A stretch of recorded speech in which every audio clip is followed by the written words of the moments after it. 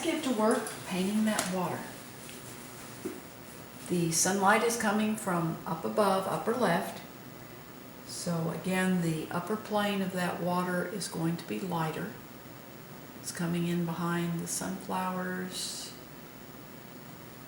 and tumbling down over these rocks. And my rocks are still wet. Just if you watch the previous session of this, you'll see how I blocked in the rocks. Let some of that white show through the leaves on our sunflowers.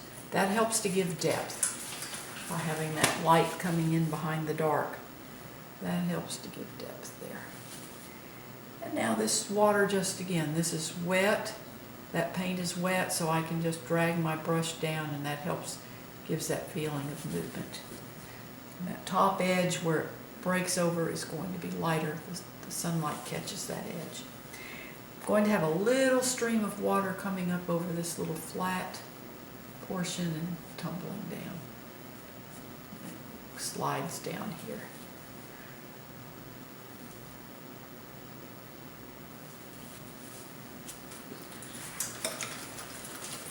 Just different levels of rocks. This rock, I'm going to actually bring it up so that water comes in behind it. Just be a little bit darker.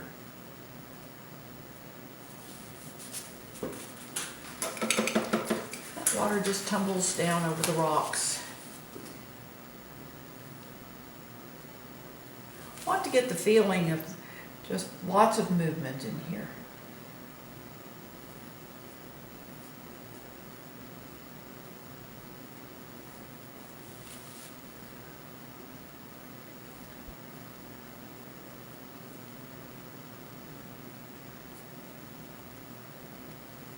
Now I'm going to have, actually I had originally planned for California poppies here, but looking at the painting I wanted something a little more spiky.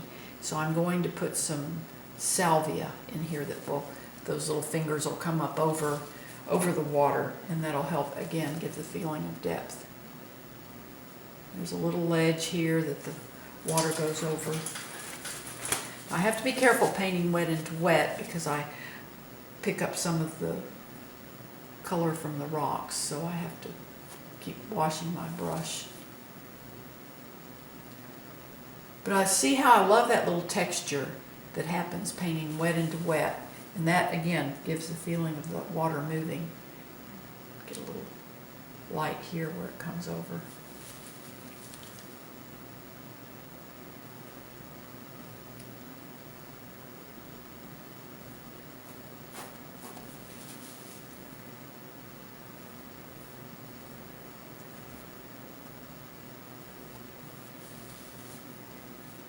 I'm going to start adding a little phthalo blue into this. The water up here is ultramarine blue plus white. And, excuse me, I felt that sneeze coming on for the last 10 minutes.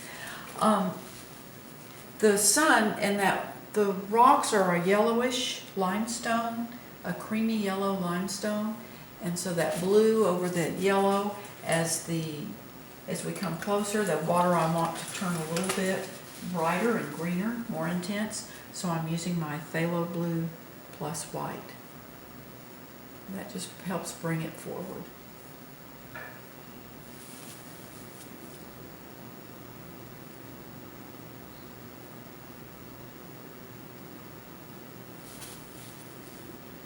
This water kind of swirls up into here.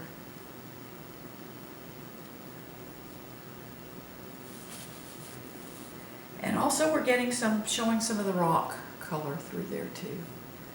Pull some of that into there.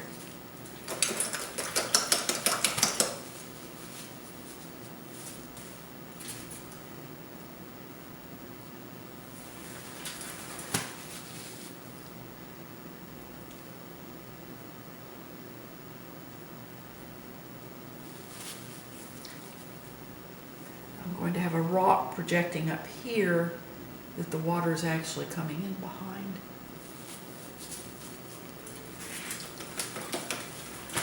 To mix a little bit more of my ultramarine blue plus white.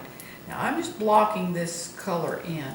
I will have more work to do on this, but I want to get my canvas cover and establish the planes, the flat planes, and then the upright, the darker planes.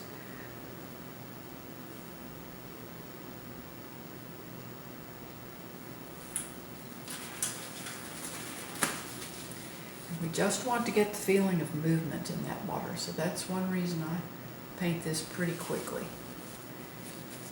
Get a little more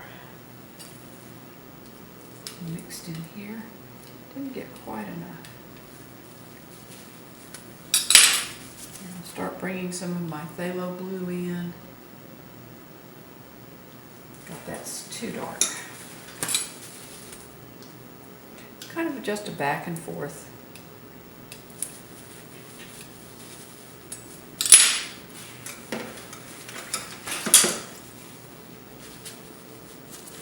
I use a lot of tissue wiping and cleaning my brushes out.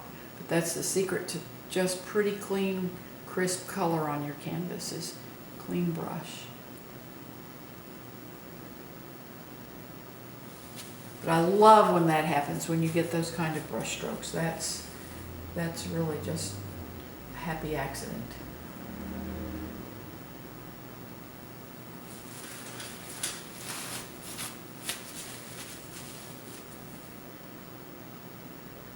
Again, we get lights really hitting this as it breaks over.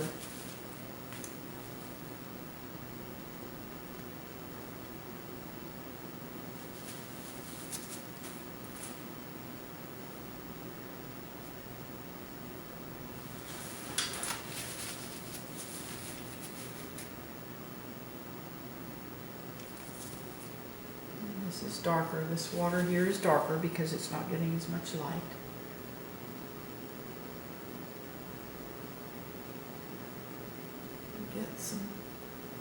Get some foam down in here.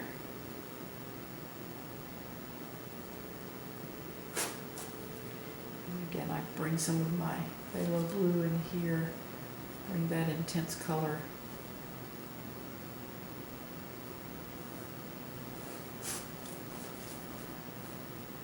And this is how I get the water blocked in. I have a lot more work to do on this, but this gives you a general feel of how I get started on the water. I thank you for watching my YouTube videos. Please visit my blog. The link is in the description below. A wonderful, wonderful day, and happy painting.